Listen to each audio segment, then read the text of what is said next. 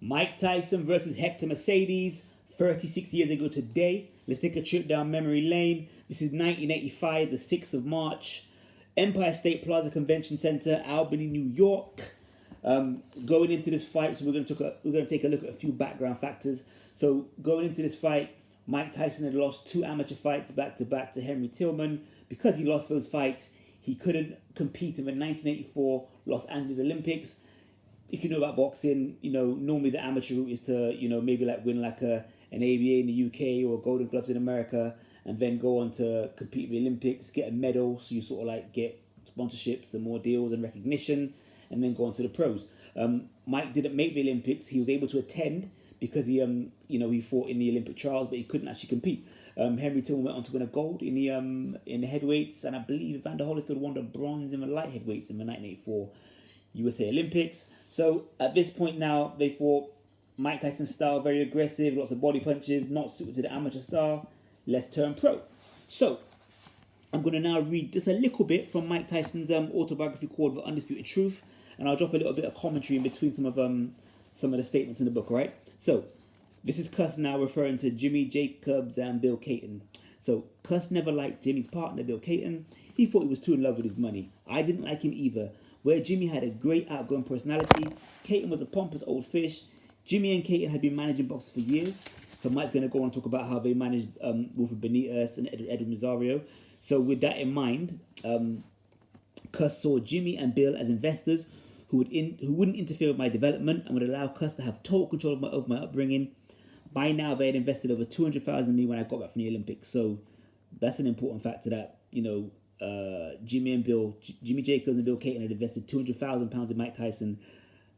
Mike had been with Cuss when he was about 12 years old. So 12 to 18, 6 years, 200,000. Not a lot of fighters get that. But because Cuss was, well respected in the boxing industry, he was able to speak to, and have relationships with guys who had finance to help his fighters out.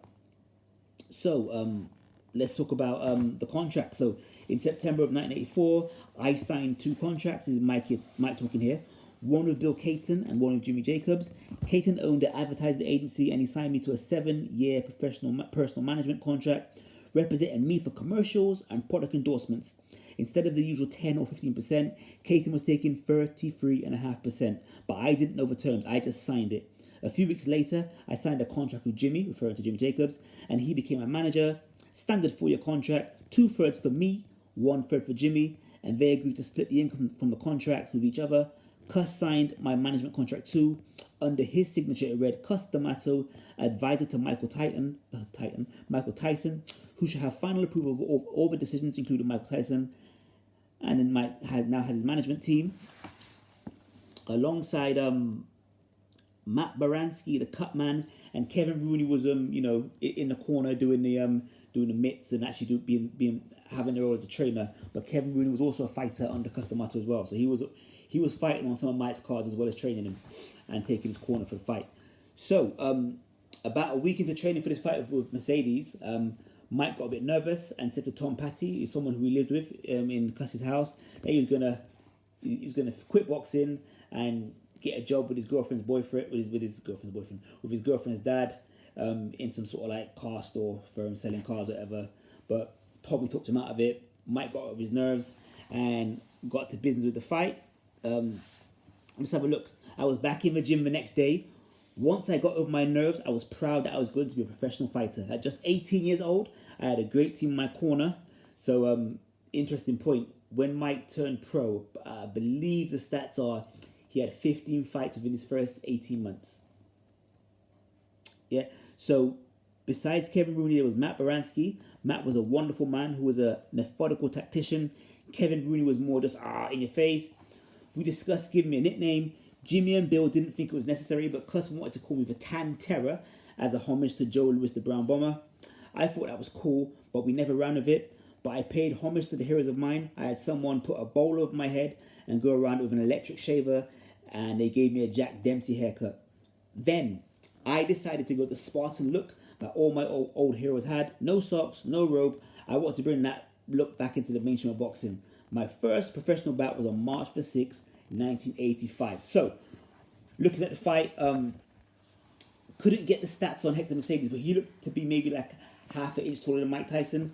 Mike Tyson was quoted as 5'11.5" when he went into the ring. Most guys say he was actually 5'10". So let's say that Mercedes was 5'11.5" to 6 foot. They looked around the same weight. Mike looked more muscular. Mercedes more fleshy.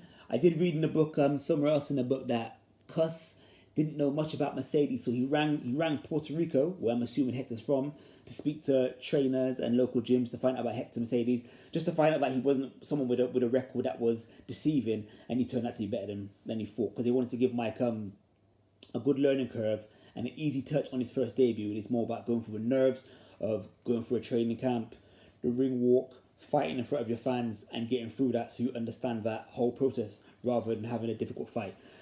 So watching the fight, Mike Tyson, white shorts with I think some red trimming and white and blue Adidas boots, so he's not doing the all black thing yet.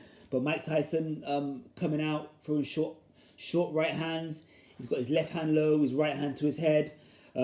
He's quite aggressive. He backs up Hector Mercedes into the corner twice, and I noticed that Hector's able to just spin Mike around and walk off, but Hector's not really fighting. There's a part in the fight, it only goes one round, where Hector and Mike jab at the same time. When Mike lands his jab, Hector just flies back to the corner. Mike stalks Hector, hunts him down, and throws 15 body shots to Hector's rib. I'm talking left hooks and right hooks to the same rib, but he switches stance.